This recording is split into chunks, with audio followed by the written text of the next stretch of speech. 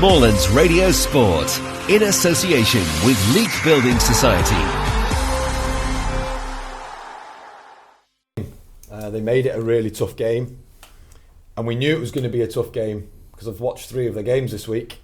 City of Liverpool scored a lot of goals, got a lot of attacking threats. Obviously they've brought them on into the game as well. I like them, and I think they'll be very, very close. If they don't get to the playoffs, I think they'll be very, very, very close.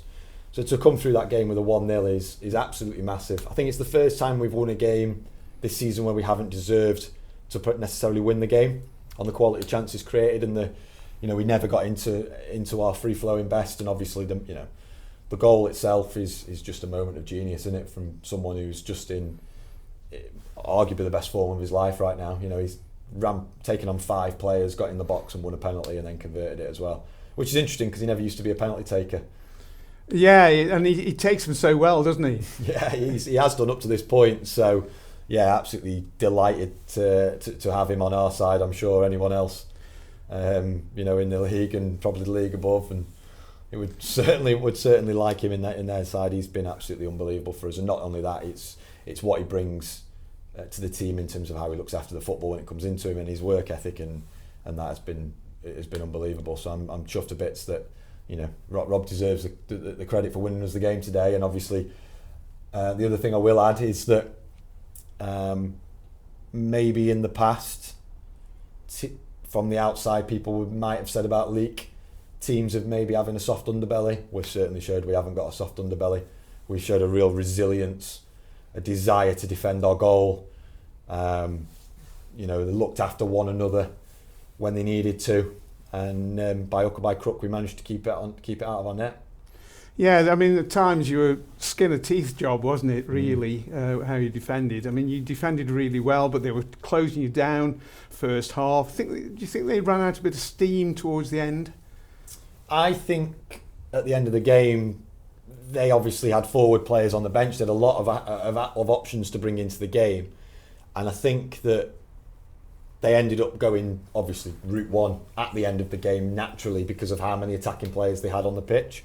So I think that might have changed their style a little bit, and when we handled that quite well, actually when they went more direct, I actually think it played into our hands a little bit more, to be honest, compared with when they played some of their, their fast attacking football where they actually created some overloads in certain areas and obviously caused some problems. But listen, I'm absolutely elated to come through that game with a 1-0 win. They're the games that we're going to look back on,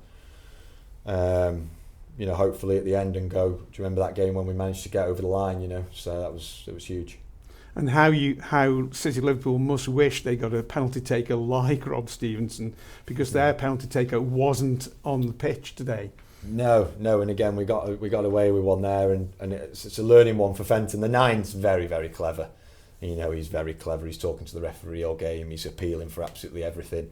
I think they probably influenced the referee, to be fair. I mean, we got the ref obviously gave us the penalty. We couldn't not. I felt like they were very clever with that. And again, it was something we spoke about before. We knew that, they just got a lot of know-how in the team. But I thought the 9, who obviously won the penalty, he's very clever. He just creates. Fenton's not made a tackle. He's just the 9's made a tangle of legs, in the box, and ultimately he didn't really give the ref another choice to make. But it's another clean sheet. Maybe you're saying, well, we were lucky to get away, but it's another clean sheet. Your defence is really working hard. Yeah, unbelievable. And to be honest, we were a little bit threadbare today with sort of options available to us. And obviously Gracie come out in the first half, around half an hour, didn't he?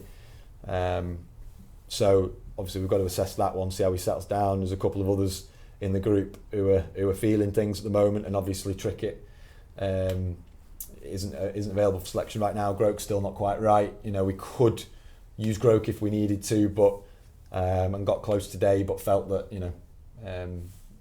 the lads on the pitch had to find a way, and they did. And they did, obviously, in the end. So, we've got to dust ourselves down and reassess the group and obviously try and get ready now for what's going to be 3 really tough away games in the space of 7 days. Yeah, you've got the big one against Prescott coming up, of course, haven't you? Yeah, but of course Trafford first, and Trafford are in a decent spot. I think 1 defeat in 7 now. So, you know, there isn't a team in this league that you can look beyond when it comes to your planning, because you'll get caught out. So we'll be taking that game incredibly seriously. But yeah, of course, we've got to look at those games as a cluster of 3 games to try and manage the group as best as we can. But without a shadow of a doubt, you know, first and foremost, we've got to try and go to Trafford next week and get another 3 on the board. Gricey spoke to him after the match, just in the corridor, and he, "What's the matter with you, Tim?" again, and he said, "Oh, this happened to every season. About this time of the season, I get this tear, but I know how to manage it now." But the more serious one looked to be Rob Stevenson's towards the end. Would you agree to that?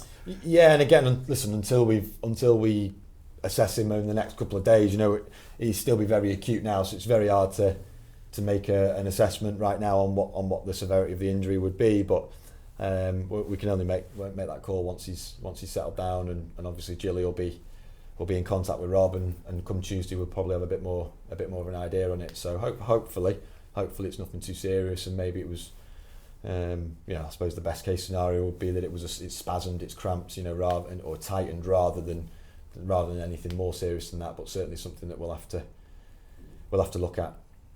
One last question, nothing to do with the football as such, but I'm coming down to outside your dressing room on a regular basis. Who actually is in charge of the music at the end of the match? Well, I don't know how the tradition started, but obviously we've got a song that we play. Let us know what the song is. Go on. Oh, it's Erasure, I don't even know what they're Erasure, called. I think. Erasure. Yeah. So I don't know how that's come about. It talks about blues in there. Talks about respect, of course. So, you know, I don't know how that came about. But I'd like to hear it another 16, 17 times, whatever it is we've got left. So, yeah. Well, I'll play it on my show one time, so just in respect of you. Thanks very much, Josh, and I hope you calm down now and you can enjoy the evening. Yeah, thanks very much, Dave. Thank you. Ciao.